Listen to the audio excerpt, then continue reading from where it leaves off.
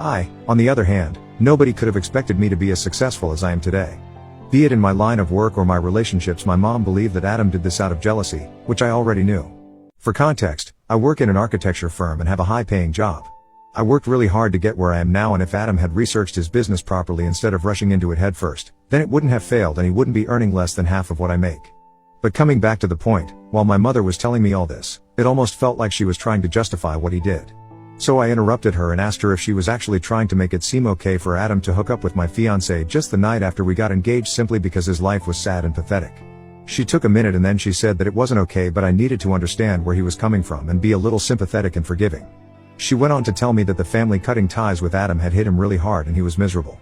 The family get-togethers were the only thing that he had going on for him because he felt embarrassed to be around his friends who were a lot more successful than he was, so he didn't keep in touch with them, and family was all that he had. I was happy about that, and I didn't really care that he was miserable because he had broken up with me and Riley. So he deserved this, and I had no sympathy to spare for him, but my mother believed that I should be the bigger person and talk to everyone to convince them somehow to give him a chance.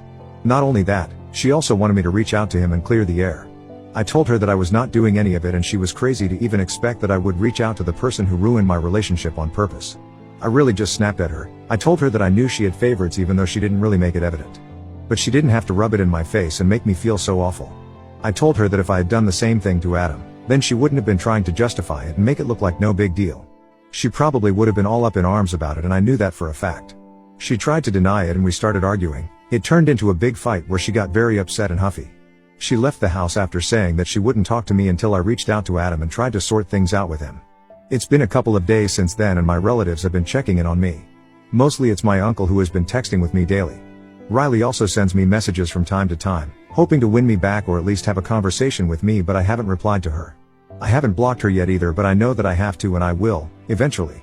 The only person that I haven't heard from after our big fight is my mother, and I really feel bad about it. I already mentioned that I knew my brother was her favorite because they always seemed to have some inexplicable bond, even when I was a kid. But my mom never played favorites. That's up until now, at least. I just feel very confused about what she said. I am content with my life right now, and it's not like I'm depressed or whatever, but I do want my mother in my life, but I don't think I agree with her opinion on the whole Adam and Riley situation.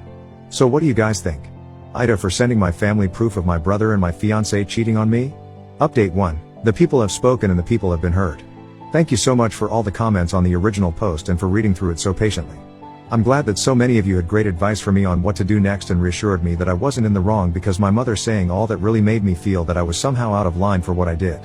But evidently, that's not the case, and I have no need to reach out to anybody. I also spoke to my uncle about what my mom said. I hadn't told anybody earlier because this was kind of personal and I didn't want to discuss this with other people, but my uncle is family and I felt considerably better after speaking to him. He told me that he had also noticed my mother always favored Adam over me. It wasn't always very obvious, but it was definitely there, and anybody with a brain could tell that she had a favorite, and it wasn't me. He told me that he really felt awful about what happened with me because he knew how strongly I felt for Riley, and yet she didn't think twice before hooking up with Adam, in spite of knowing about our relationship. It was upsetting, but there was not much that I could do, and I was honestly kind of okay since I like to think that I dodged a bullet there. I haven't moved on from her entirely, but I know I'll get there. That's really not what I'm worried about.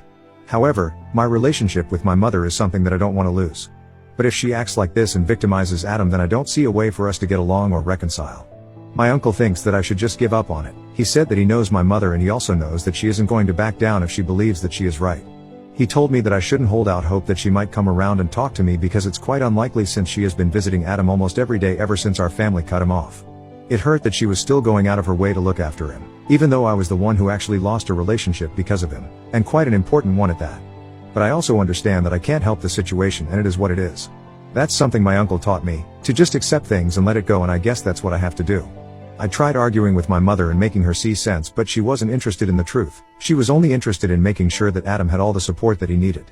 Fine by me, I guess.